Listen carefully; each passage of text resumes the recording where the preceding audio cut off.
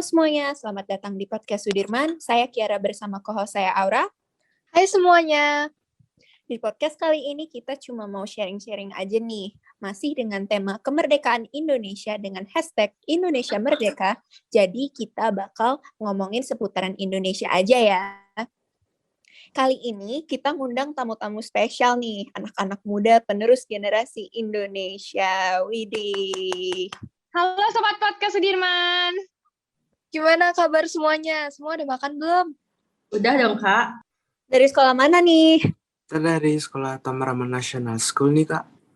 Kelas? Kelas 12 SMA. Jurusan gimana? Kita jurusan IPS, Kak. Maaf, lupa perkenalan dulu dong. Iya juga ya. Halo, aku Tia. Ini Dita, ini Adi sama Dewo. Salam kenal semua. Asik, kece-kece juga nih narsum kita. Oh jelas, kita ngundang anak-anak yang berprestasi loh. Mereka punya study club, di mana salah satu membernya sampai ikut Olimpiade Sejarah dan berhasil nembus ke tingkat nasional. Gila nggak tuh? Iya, Kak. Wow, hebat banget loh. Pada rajin-rajin banget belajarnya. Iya, beda banget sama kita ya. Jangan diumbar-umbar dong. Terus tugas-tugas kalian gimana? Banyak nggak? Tugas mah nggak perlu ditanya, anak-anak yang mereka mah beda. Lumayan sih, Kak. Lumayan gimana? Lumayan bikin stres sih. Waduh, curhat nih muridnya. Kita udah kelas 12, mau siap-siap ujian malah dibebani tugas sekolah gitu kan. Ya, stres lah ya jadinya. Aduh, Ini kalau didengar sama guru, kalian nggak takut? Oh iya. Maaf, dikat bisa nggak dikat? kelakuan IPS ya selalu berandal-berandal. Jiwa-jiwa freedomnya besar banget. Udah jurusan IPS, terus ikut Olimpiade, pasti kuat banget dong sejarahnya. Wah, kewajiban itu, Kak. Wih, menarik nih. Aku pribadi kan juga tertarik banget ya sama sejarah, apalagi sejarah Indonesia. Aku pengen nanya, era Indonesia mana sih yang menurut kalian yang paling menarik? Kalau aku sih di era politik etis ya, Kak. Iya, sama aku juga. Kenapa tuh? Kenapa politik etis? Ya karena di sini Belanda itu ngasih program yang efektif buat kita dulu, yang nantinya tuh bakal jadi awal mula kebangkitan Indonesia gitu. Soalnya kan Belanda itu terkenal kayak cuma mau nyari untung doang ya di Indonesia. Tapi tiba-tiba kok ada program yang efektif. Aku itu pas pertama dengernya jadi mikir kayak, wah kenapa nih kok tiba-tiba gitu. Oh, jadi mereka kayak masyarakatnya udah mulai mikir tentang keadilan ya? Iya, kita juga jadi lebih berani gitu, Kak. Tapi pada tahu nggak sih kenapa politik etis itu bisa sampai kejadian? Gimana tuh? Awalnya itu ada beberapa orang Belanda yang ngekritik kebijakan pemerintahan Belanda sama kita dulu. Terus itu tuh jadi makin ngehits gara-gara ada kritik tentang utang kehormatan di majalah The Gates tahun 1899 yang ditulis sama Van Venter. Nah, setelah yang ngekritik ini berhasil ngeyakinin masyarakat Belanda yang lain kayak mereka ngomong kayak ini nggak adil loh buat koloni gitu. Jadi deh mulai dirumusin kebijakan politik etisnya. Tapi politik etis nggak langsung jadi gitu aja loh. Ada banyak protes dari orang-orang yang nganggap kalau perilaku Belanda itu udah bener. Tapi setelah proses, akhirnya dibuat deh kebijakan pemerintah Belanda buat Indonesia. Yang bilang kalau mereka bakal mensejahterakan kita gitu. Salah satu program yang dikasih itu kan program edukasi ya. Dari sana banyak pribumi mulai berpendidikan gitu. Iya ya, mulai punya minat gitu jadinya. Tapi namanya juga penjajahan ya, pasti ada tujuannya. Dulu tenaga kerja orang Belanda kan mahal banget. Jadi pemerintahnya mikir kalau misal pribumi dikasih ilmu tuh bisa punya pekerja handal dan murah jadinya. Tapi ya malah bumerang. Mereka malah buat organisasi kayak Budi Utomo yang kalem, sampai organisasi yang radikal banget kayak GAPI, PKI, PNI. Iya sih, Budi Utomo dulu kan punya cita-cita buat majuin pendidikan sama kebudayaan Indonesia ya. Nah, terus PNI ini juga punya cita-cita buat merdeka pakai kekuatan sendiri. Tapi kalau menurutku keren sih keduanya. Iya, drastis banget bedanya. Berani banget ya pahlawan-pahlawan kita, salut-salut. Nah iya, itu juga kan sebagian besar anak-anak muda kan yang terlibat di organisasinya. Pemuda-pemuda dulu mimpinya besar-besar ya. Kagum loh. Oh iya, bisa kasih bukti-buktinya mungkin bukti Indonesia dari dulu tuh emang pengen merdeka gitu dan para pejuang mulai merancang masa depan Indonesia. Oh, jadi kayak apa aja organisasi-organisasi sama cita-citanya yang jadi bukti kalau para pejuang dulu itu mulai merancang masa depan ya? Ha-ha.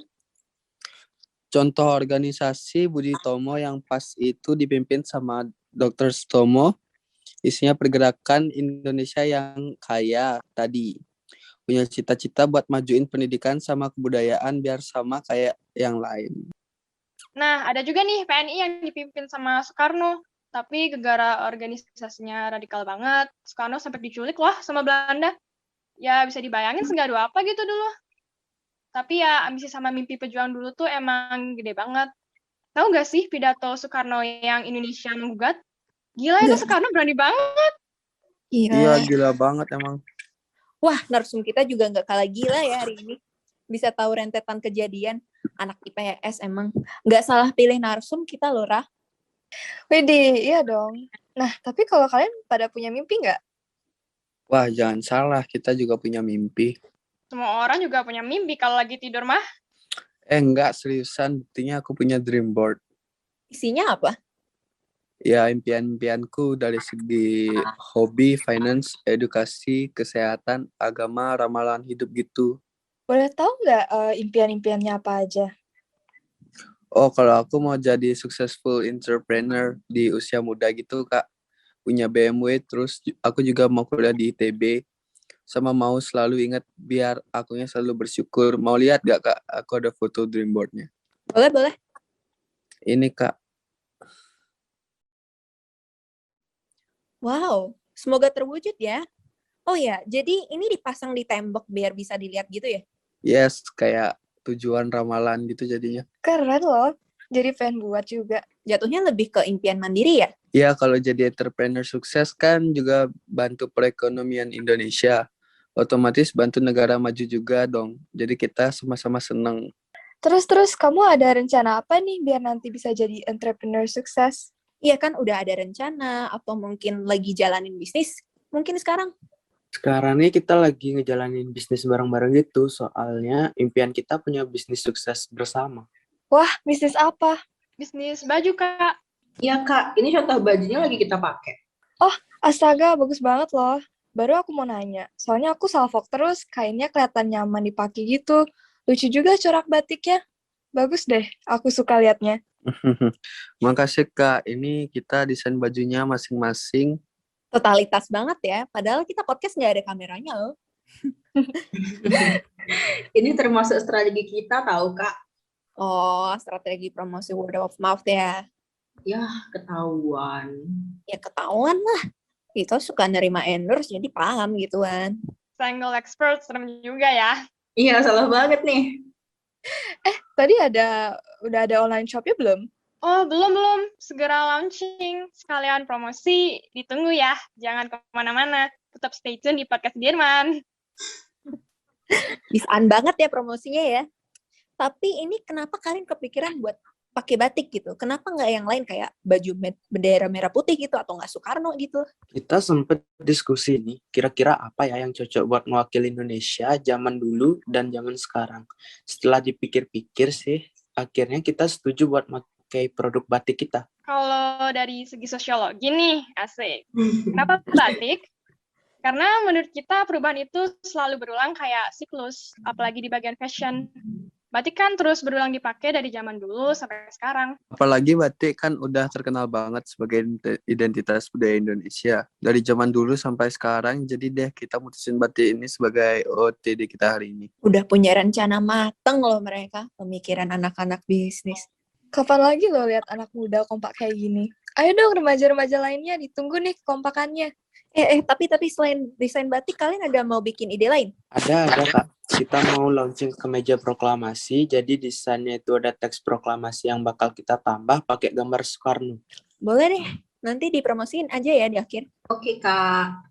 Oh iya, ngomong-ngomong tentang proklamasi ini jadi ingat kalau proklamasi juga jadi salah satu favorit sejarah Indonesia kita. Ya kan, merinding banget kalau ngeliat video Presiden Soekarno baca teks proklamasi. Wah, aku setuju banget. Terwujud juga ya cita-cita pahlawan kita. Setelah proklamasi, ada nggak sih perubahan yang datang setelahnya? Kayak perubahan Indonesia dari sebelum merdeka sampai udah merdeka, merupakan perubahan yang berlangsung secara lama atau evolusi lah bahasanya. Iya, kayak perilaku, nilai-nilai, perubahan-perubahan yang umum deh. Semuanya kan bertahap. Apalagi jenis perubahannya revolusi kan? Kalau perubahan sih pasti ada ya Kak, soalnya kan manusia bakal selalu berubah. Sebelum kemerdekaan itu kan kita kayak diatur gitu sama penjajah. Rasisme itu kayak biasa gitu loh antara kaum pribumi sama penjajah. Masyarakat kita juga dibagi ke dalam kelas-kelas sosial gitu kan. Tapi setelah merdeka ini diskriminasi kita tuh dihapusin Kak. Kita jadi punya HAM, punya hak dan kewajiban yang sama. Tapi pas politik etis ini kita nggak diperlakukan dengan baik lagi gitu loh. Nah, ini tuh jadi awal mula rasa nasionalisme anak-anak muda hadir. Oh, kayak masa kebangkitan anak Indonesia gitu ya? Setelah proklamasi juga kita dapat masalah sama Belanda sih, soalnya mereka nggak terima kita merdeka. Jadi mereka buat agresi militer buat cegah biar kita nggak sah merdekanya. Walaupun diserang di agresi militer 1 sama 2, kita tetap kekeh mempertahankan kemerdekaan. Karena tadi ada rasa nasionalisme dan rasa senasib seperjuangan. Tapi sayangnya banyak yang meninggal gara-gara perbuatan Belanda ini. Iya, sebelumnya Belanda juga melanggar perjanjian Renville sama Linggarjati yang udah disepakatin kedua pihak kan. Gagal move on. Ya, gara-gara itu justru Indonesia minta bantuan sama negara-negara luar. Soalnya syaratnya kan harus konstitutif sama deklaratif ya. Tapi kita masih kurang pengakuan negara luar gitu. Terus cara Indonesia minta pertolongan sama negara lain gimana ya? Nah iya tuh, gimana ya menurut kalian? Dipikir juga kan kalau dulu orang Indonesia nggak banyak yang bisa bicara bahasa luar kan? Kalian kan anak-anak muda zaman now gitu ya. Coba kalian pakai bahasa Inggris, coba interaksi seolah-olah Indonesia minta pertolongan sama negara luar. Wah, tantangan nih ya. Kayaknya tahu nih aku nggak bagus-bagus banget bahasa Inggrisnya. Ayo sini, siapa takut? Okay, ladies and gentlemen, action! Okay. Good evening, Egypt. Good evening, Indonesia. Would you help us in supporting Indonesia's independence? Wah, stuck dia nih. Bisa. Tunggu. Yes, how can we help you? Asik. Keren. Walaupun stuck gitu ya. Kayaknya nggak sesantai ini deh ngomongnya. Iya, ini kayak anak kecil minta tolong sama satpam karena kehilangan orang tuanya di mall deh. Ya, seenggaknya nyoba ya, Kak. Nanti promosiin produk kalian keluar harus bisa loh. Oh, pasti tuh. Wait. Jadi pas waktu kalian bilang Mesir pertama, jadi Mesir negara pertama yang mengakui Indonesia ya? Wah, aku baru tahu loh. Alasannya kenapa ya? Iya, alasannya karena mayoritas negara kita Islam dan banyak yang menempuh ilmu di Mesir.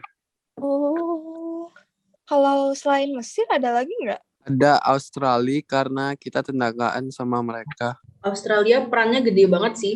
Mereka sampai bisa mewakili kita di Komisi 3 Negara loh.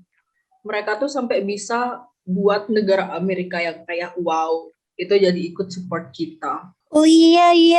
Amerika kan juga terpandang negara kuat banget ya habis Perang Dunia. Iya, bener banget, Kak. Tapi selain US, Palestina juga ikut. Dan sedihnya tuh Palestina belum jadi negara sampai sekarang. Justru kita yang support mereka sekarang di bidang kemanusiaan. Hutang budi ya jadinya ya. Cuma aku mau nanya nih, emang ada syarat pengakuan gitu ya untuk buat negara? Pastilah, kalau nggak salah, de facto sama de jure ya. Jadi yang de facto itu baru secara faktanya, kayak wilayah, penduduk, sama pemerintahannya. Kalau de jure itu udah secara hukum internasional diakuin. Contohnya kayak PBB. Oh, itu kayak ada tahapannya gitu ya? Iya gitu. Akhirnya Belanda nurut nggak? Kalau belum bandel juga ya Belanda ya?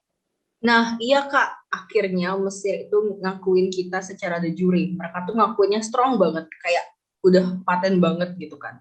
Tapi Belanda nih malah ultimatum merekanya. Otomatis ilegal dong ya, soalnya kan Indonesia udah diakuin. Tapi masa masih diserang sih? Pasti dikritik dong Belandanya, bahaya juga kan buat mereka. Akhirnya mereka nyerah deh. Tapi aku mau nekenin nih. Sekarang aku respect banget sih sama Belanda. Hubungan kita udah mesra banget kayak pas dia baru nikah gitu. Wah, setuju juga tuh. Belanda banyak bantu Indonesia di bidang wisata loh. Tahu nggak sih wisatawan Belanda sampai 200.000 orang datang? Wow. Iya Kak, Belanda juga jadi salah satu investor terbesar Indonesia. Ke LBK juga ya jadinya ya. Akhirnya terbebaskan dari toxic relationship.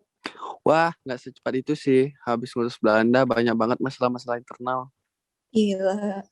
Oh iya, konflik-konflik disintegrasi banyak banget cuy di dalam negara. Waduh, konflik gimana lagi nih?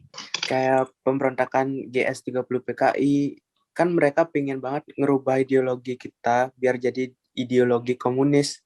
Gara-gara itu banyak orang meninggal sampai ada lebih dari 1,5 juta orang dibantai. Terus 1 juta orang di penjara cuy. Menyimpang banget dari hak mereka. Bentar. Kronologi kejadiannya gimana sih? Kayak aku tuh pernah tertarik banget sama peristiwanya, cuma aku nggak tahu detailnya. Jadi pembantaian PKI itu kan kasus pelanggaran HAM kelas kakap ya Kak. Gila sih kalau diinget-inget, suka merinding banget sebenarnya. Ya penyebabnya itu gara-gara pemberontakan PKI. Oh, Dia tuh ada 6 jenderal dan 1 perwira TNI AD diculik. Terus dibunuh dimasukin dalam sumur. Gila-gila. gila. Gila sih, jabatan tinggi aja bisa diculik terus dibunuh gitu. Tapi kok banyak banget ya orang yang ikut organisasi PKI? Nah iya, aku baru inget PKI kan juga sempat disupport juga ya sama Soekarno. Jadi cepat ngehits juga ya organisasinya. Iya Kak, pas ulang tahun PKI itu Soekarno juga ikut ngerayain ulang tahun yang kelima gitu loh. Fotoan mesra lagi Soekarnonya sama Aidit. Gawat, gawat. Iya, mereka juga pintar banget menangin hati rakyat. Caranya emang gimana sih? Jadi kepo aku. S3 marketing ya? Mereka itu target marketingnya kan kaum buruh, pekerja-pekerja gitu yang ada di kota-kota gede sama desa-desa. Ekonomi segala macam, habis dijajah pasti susah lah ya. Mereka juga punya pergerakan kayak bagi-bagi lahan terus bilang mereka anti kekerasan, anti kolonial, simpatisan agama, banyak deh. Iya, makanya mereka dapat support banyak. Gak kaget sih. Yang bikin kaget tuh justru pas mereka kudeta gitu. Radikal banget ih. Weh, fokusnya aku malah ke jenderal-jenderalnya loh. Mereka megang prinsip Pancasila pasti siksa. Makanya 1 Oktober diingat-ingat jadi hari kesaktian Pancasila kan, ya kan? Iya Kak. Habis pemberontakannya nggak kaget sih, misalkan masyarakat marah banget sama PKI, pembantaiannya juga langsung dipegang sama Soeharto. Nah, pas lagi 30 SPKI-nya sampai anggota PKI-nya ditarget loh. Ih, serem banget deh pokoknya Kak. Yang nggak bersalah juga kena. Pokoknya di zaman 60-an itu ya, kalau udah dituduh PKI, udah deh besoknya pasti langsung hilang. Waduh. Kacau banget sih, nggak kebayang keluarga-keluarga korbannya. Iya. Ini gila banget sih emang. Dah termasuk pelanggaran HAM, perampasan kemerdekaan juga gak sih? Kalau dilihat-lihat, tujuannya itu juga menggulingkan Presiden Soekarno loh. Ya pasti jauh banget dari hak kemanusiaan, menyimpang banget dari hak sama kewajiban yang ditulis di Pancasila. Ironis banget sih, nggak kebayang situasinya kayak gimana. Merinding banget ya. Amit-amit banget perpecahan kayak gini keulang lagi ih. Ya, kalau misalnya ada perpecahan atau perbedaan gitu, semoga bisa dicegah terus juga diselesaikan baik-baik ya. Dulu konflik-konfliknya keras-keras banget ya. Jangankan masa lalu, masa kini aja masih banyak banget yang mau mecahin Indonesia. Itu masalah di Papua aja masih ada. Baru aku mau bilang, Kak. Aduh, itu parah banget Kak. Orang-orang nggak bersalah pada ditembakin. Kemarin kan ada remaja SMA ditembak. Oh iya, dulu aku sempat tinggal di Papua. Aku sempat deket sama supir bus di sana gitu. Suka nganterin bolak-balik ke sekolah. Terakhir aku ketemu pas kira-kira kelas 4 SD. Hari Jumat tuh dia anterin aku pulang ke stasiun. Besok paginya aku dapat kabar beliau udah meninggal. Hah? Meninggal karena? Ditembak sama KKB. Iya, padahal beliau baru selesai kerja kan. Mau ke tujuan akhir busnya, tapi di stop di tengah-tengah jalan jam 2 pagi. Mama papa aku juga pernah ditahan KKB sampai 1 minggu, Kak. Serius? Ya ampun. Maaf, tapi papa mama gimana sekarang? Syukurnya selamat, Kak. Untungnya aparat keamanan tindaknya cepet sih. Sampai sekarang syukurnya papa mama sehat juga. Syukurlah. Untung banget juga kita ada yang namanya sejarah. Dari konflik-konflik masa lalu, kita harus tetap belajar dari situ ya. Iya, Kak, benar banget. Tapi kita juga harus berterima kasih loh sama orang-orang yang belajar dari masalahnya. Apalagi kalian, the next Indonesian generation, harus bisa nanggepin disintegrasi kan? Karena kalian generasi penerus, ada pesan apa nggak yang kalian pengen sampaikan mungkin untuk pendengar kita agar bisa menjaga kesatuan? Kalau dari aku, semua itu harus diawali dari kita yang punya prinsip. Kalau aku sih nanemnya prinsip Pancasila ya. Aku juga sama. Semua itu berawal dari kita. It starts from us. Dari yang terkecil dulu, baru ke step yang besar. Dan aku mau ngingetin, kalau nggak ada yang salah, kalau kita mau beropini. Ah iya, your opinion matters. Ya, karena you do make a change. Sama, jangan takut berekspresi asalkan itu positif. Tanam sedalam-dalamnya prinsip kemanusiaan, toleransi, sama integrasi. Ingat ya teman-teman. Mau tanya lagi dong. Selain sejarah-sejarah yang tadi kalian udah sebutin, ada lagi nggak yang kalian tertarik? Yang tertarik banget sih yang tadi itu aja ya, Kak.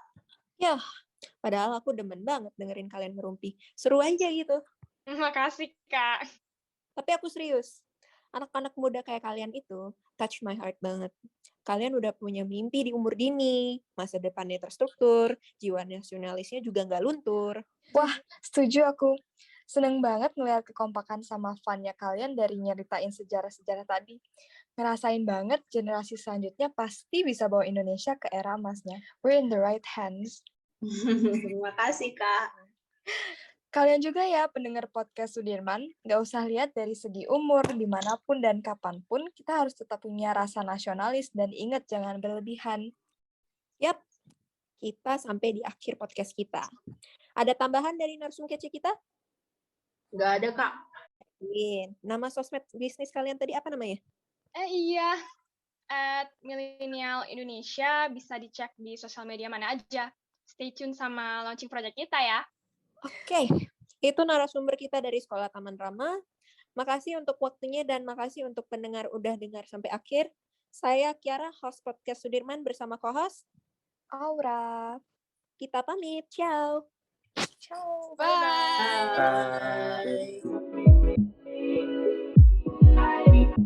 Bye.